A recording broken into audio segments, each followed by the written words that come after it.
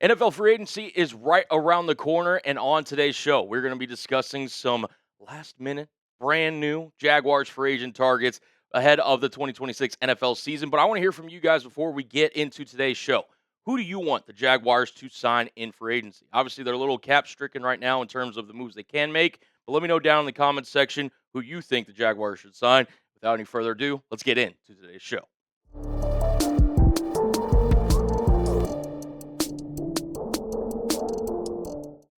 This is Jags Now, presented by Chat Sports. I am your host, Cullen Brown, and on today's show, we're going to be discussing some Jaguars free agent targets. Now, we're all familiar with the Jaguars cap situation. If you are unfamiliar and this is your first time kind of tuning in and you're maybe just unaware, the Jaguars are roughly $16 million over the salary cap in terms of being cap compliant for 2026. So they've got to make some moves in terms of restructures and some other, ways that they can kind of get themselves cap compliant before the start of next season. And with the new league year starting here soon, this is going to be, creating some moves that the Jaguars will make, which we'll have you covered here on the channel. But I thought on today's show, with free agency right around the corner, we can discuss some free agent targets that I think are realistically in Jacksonville's price range. And we're going to go through by about 5 different positions that I think the Jaguars could target free agents in free agency. So without any further ado, let's get into it. So I think we're going to start off with running back. It's been kind of a hot topic lately around kind of Jags Twitter, and with Travis Etienne obviously set to be a free agent, he did not get the franchise tag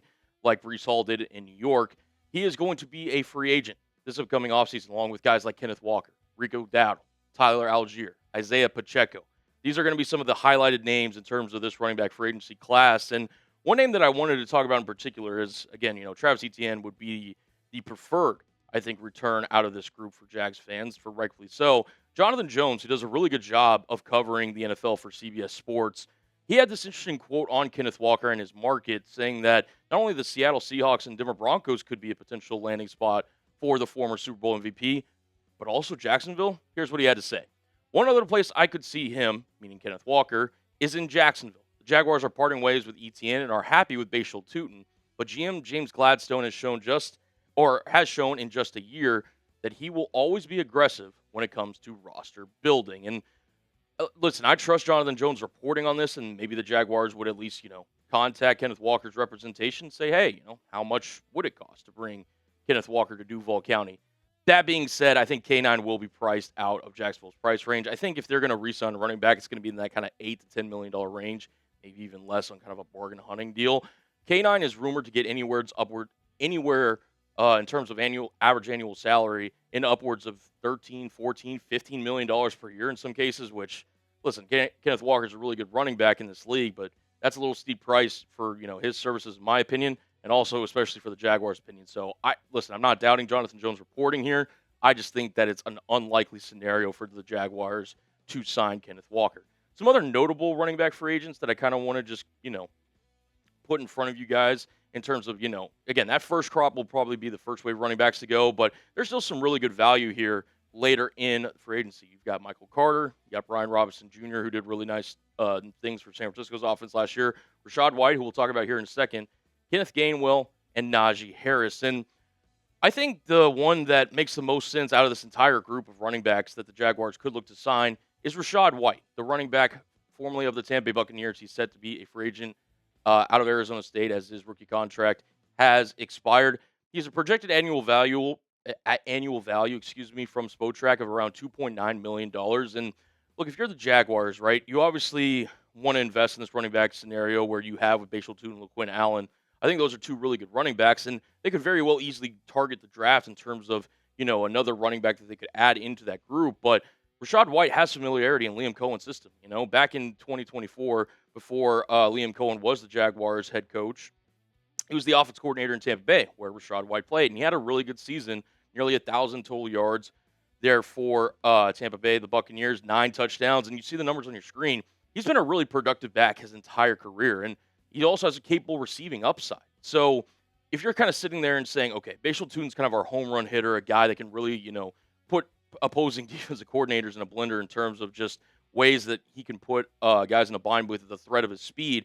Rachaad White's kind of that steady Eddie, can run between the tackles, Could also pass protect, but also catch the balls out of the backfield. And that can be just a nice change of pace where I still would have Bhayshul Tuten as this team's RB1 in the scenario, but White is somebody that can contribute to an RB room. So I think he would be a welcomed addition to the Jaguars if they were to go this route. And again, familiar with Liam Coen's system, I think there's a lot of reason to like Rachaad White heading to Jacksonville. Also, the Buccaneers, I didn't have on this list. They did not tender running back Sean Tucker, who also was formerly of Tampa Bay. Keep an eye on him as well in terms of running backs the Jaguars could look to potentially sign. All right, moving on to offensive tackle here. Now, I think the Jaguars' offensive tackles in terms of their starters are set in terms of Cole Van Lannon and Anton Harrison, but that backup, swing tackle position with Walker Little and Chuma Adoga, they're going to need some improvement there. And whether Walker Little does get traded or not, I expect Chuma Adoga to be a prime cut candidate for the Jaguars. So that means they're going to need to look to potentially upgrade and add to that offensive tackle position. So let's look at some of the top offensive tackles in NFL free agency. We got Rasheed Walker out of Green Bay. He's definitely out of Jacksonville's price range. Braden Smith out of Indianapolis. Cam Robinson, formerly of Cleveland. Jonah Williams from the Cardinals. Jermaine Illuminor from the Giants. Then you get into some guys that could potentially make sense for Jacksonville. You got Braxton Jones, Josh Jones, Spencer Burford from San Francisco, Justin School from Minnesota, and Trent Brown from the Texans. And out of these names, I kind of am interested mainly in a guy like Josh Jones, who Spotrac has projected at roughly $3.4 million per year in free agency that he could command in a deal. And I think that would be a very affordable deal for a guy who, listen, he didn't play that many snaps last year for the Seattle Seahawks, but when he did, he was really a trusted and relied on, tackle option at that left tackle spot when Charles Cross had those injuries late in the year. And he graded out pretty well per Pro Football Focus in 258 snaps. So if you're the Jaguars and you're sitting there saying, okay, we're going to look to potentially upgrade at that backup left tackle spot, we need somebody of value that could potentially fill in, especially if they move on from Walker Little. I think Jones would be a really good swing tackle option. Now, he doesn't have as many snaps at the right tackle spot, as left tackle, so there would be a little bit of unfamiliar there, although he has at times during his time with Baltimore and a little bit with Seattle played at right tackle, although it was pretty limited. I think he could be a prime candidate for the Jaguars to look at if they want to kind of invest in the backups of the offensive line because, like I said, there's a very good chance they move on from Walker Little. Chuma Adoga is a prime cut candidate. I feel, decent about the interior of the offensive line. The backup swing offensive tackles, though, whenever you're the course of the season, especially as we saw in that playoff game for the Jags, Cole Van Lannon, was not able to go in that one. Walker Little really struggled against the Bills' pass rush, which was not that great. So I would look at offensive tackle as being a position that the Jaguars could target in free agency. But you guys tell me, which position do the Jaguars need to target in free agency? It could be different than what they target in the draft come April, but as we've got, free agency right around the corner, you guys let me know. Which position do the Jaguars need to target in free agency? Let me know down in the comments section. All right. I think the number one overall position that Jaguars fans are hoping this team upgrades and gets younger at / just has more production from is the defensive tackle room. And I'm not going to lie with you guys. The defensive tackle group in free agency is not really the greatest. You've got John Franklin Myers, who I think is going to be the big prize free agent winner in free agency. I think he's going to command words and, almost, or if not, hit $20 million per year. And then you've got solid contributors of guys like Javon Hargrave. His teammate Jonathan Allen also got recently cut, so just wanted to mention that as well. David Onyemata is another really good option. Logan Hall from Tampa Bay, Sheldon Rankins, Sebastian Joseph Day, Roy Lopez, Larry Ogunjobi, Levi Onwuzurike, and DJ Reader are also some names that are notable defensive tackle free agents. And out of this group, I kind of went with Logan Hall. I think he could be a potential really nice option for the Jaguars in free agency. Look, depending on what they do with Eric Armstead and Devon Hamilton, I think will be determined. But Logan Hall is somebody that throughout his career has shown the ability to kind of, disrupt things from the pocket in terms of a defensive lineman. Had 5.5 sacks in 2024, 10 quarterback hits. Last 2 years, he's at 16 quarterback hits. And that's really, something that's valuable in terms of a defensive tackle room is having that interior pressure and guys that can get home, not from the edges.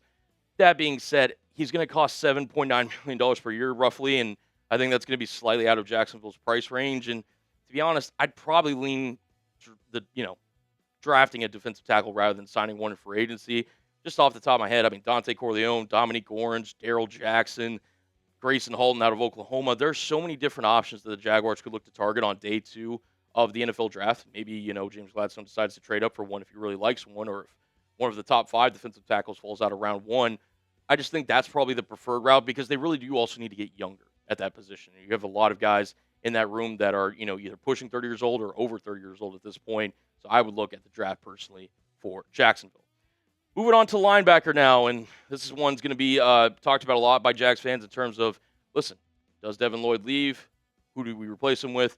Let's get into linebacker in terms of some names that could be potentially on the move, or potential targets, for Jacksonville. Obviously, Devin Lloyd's going to be the big highlight in this class. We'll talk about him in a second. Demario Davis, who, God, it feels like he's been in the NFL my entire life at this point. I mean, he has been a really steady hand in New Orleans, for the entirety of his NFL career. I mean, he has been somebody that the Saints have really relied on, and I think he'd be a welcome addition to any linebacker room. That being said, I don't know how much he's going to command in NFL free agency. Quincy Williams is a solid option. Caden Ellis and Devin Bush, who had a resurgence in Cleveland, I think are all really solid options for teams that need linebackers. And look, it all comes back to it. Devin Lloyd, is he staying? Is he leaving? We talked about it ad nauseum. The year that he had, second-team All-Pro worthy. Again, if Jacksonville wants to resign him, they're going to have to really commit to, bending the contract and making it to where you have kind of void years and how you're able to manipulate the cap to kind of get you cap compliant, but also giving him his money, which could be around $20+ million. I mean, he could reset the linebacker market and get more than Fred Warner did per year at $21 million per year. So if I had to, say right now, as we're sitting here recording this on March 5th, about 10 o'clock a.m. Central Time, I think Devin Lloyd leaves Jacksonville. He is probably on his way out. That being said, there are some other solid options that the Jaguars could look at in free agency to replace him. Some other kind of notable lower-level free agent linebacker options. Quay Walker at Green Bay, who I thought showed some promise at times, but just never has quite put it all together. Nakobe Dean, the former Georgia Bulldog from the Philadelphia Eagles, thinks a really good option. Levante David, Alex Anzalone, and Leo Chenal, who, Spotrac projects as a $4.6 million per year in free agency, I think could be a really solid option. I think he did some really good things in Kansas City's defense over the years. And look, the Kansas City Chiefs are kind of in this transitional period where, they're coming off of Patrick Mahomes' injury. We'll see what they do with Travis Kelce. They just traded Trent McDuffie yesterday. So I would doubt that Leo Chenal would be back in a Kansas City Chiefs uniform. I think they're just going to kind of head in a new direction. If you're a team like Jacksonville and you lose Devin Lloyd in free agency and you don't target somebody in the draft or don't want to necessarily pigeonhole yourself in targeting somebody in the draft, I think Leo Chenal could be somebody that the Jaguars look to target in free agency. I think he's got the ability to be sideline to sideline. Not a perfect linebacker by any means, but does a lot of things at a really good level. So somebody to keep an eye on for if you're Jacksonville. And finally, the cornerback position, where we kind of broke it down on yesterday's video, 2 draft targets that ESPN's Jordan Reed and Dane Brugler had the Jaguars selecting in their latest mock drafts. And I think, look, there is a real world where Montaric Brown and Greg Newsome both leave in free agency. And I kind of just wanted to show this kind of screenshot of Twitter yesterday because shout out to Ryan O'Halloran, who does a really good job of covering the Jaguars for the Florida Times-Union. He tweeted out, Lloyd is as good as gone, and the Jaguars will gladly accept the 2027 compensatory pick. I would agree. He also said that Etienne, you just never know from the running back market, might not, be developing in terms of that stuff. He talked about that it could go either way with Etienne. I quote tweeted that tweet, saying that feels like Lloyd, Etienne, and Brown could all be gone next season. That's just kind of the general vibe that I've been getting. I think Brown could have a sneaky good market at the cornerback spot. And to Ryan O'Halloran's credit, he actually quote tweeted this or responded to my tweet and said, I think Brown stays. And I then followed it up saying he'd be the most likely out of the 3. Curious to see what his market out could be. And then Ryan O'Halloran, literally right after tweeting that, or responding to me, tweeted this out, which, again, credit to him. He does a great job. But he kind of listed some reasons why the Jaguars will re-sign Montaric Brown. He doesn't appear Newsome's in the plans. I would agree. I don't see any world where Greg Newsome is on this team for 2026. Brown has had a damn good 2025. All agreed there. Starting quarterbacks are easier to retain than replace. I don't disagree, but at what price? And then Brown, Hunter, Lewis, and Jones as top 4 quarterbacks mean Jags can enter the draft and not in got a draft one mode.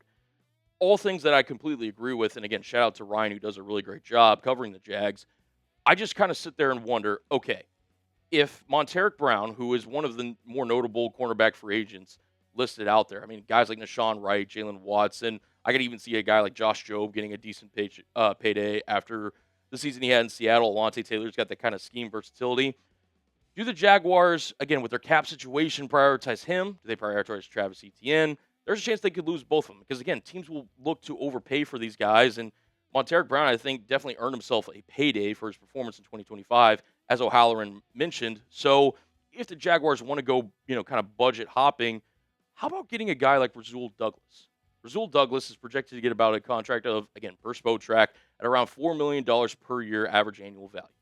He's a guy that's been around this league for a long time and done a lot of really good things for Jacksonville. And I thought that, the Jags made a really sneaky coaching hire from the Miami Dolphins this past year with Matthew Arujo, who now becomes the defensive pass game coordinator for the Jags this upcoming season.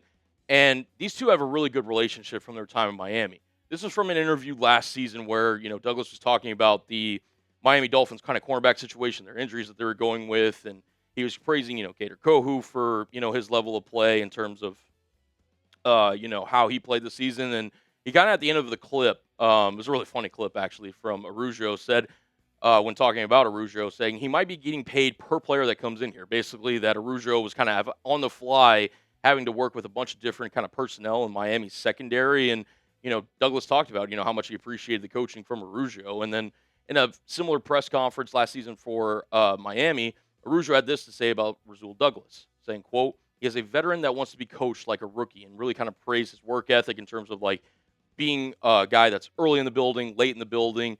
And because of that ties there, and because of, the Miami Dolphins connection, I think Rasul Douglas could be an option that if the Jaguars look to move off of Monteric Brown, or maybe just, unfortunately get priced out due to what he could command on the open market, I think Rasul Douglas could be a really good, interesting option. He graded out really well in zone coverage last season, a veteran in this league, and somebody that maybe sure Jacksonville could use as like kind of a stopgap for next year for 2026, and then look to potentially draft some rookies that you can develop behind him going into 2027 and beyond.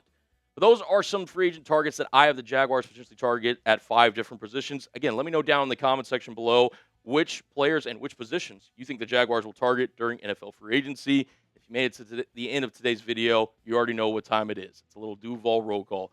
If you made it to the end of the video, I need you guys to spam down below in the comment section, Duval. And again, Jaguars fans, until the next one, we'll see you on the next one.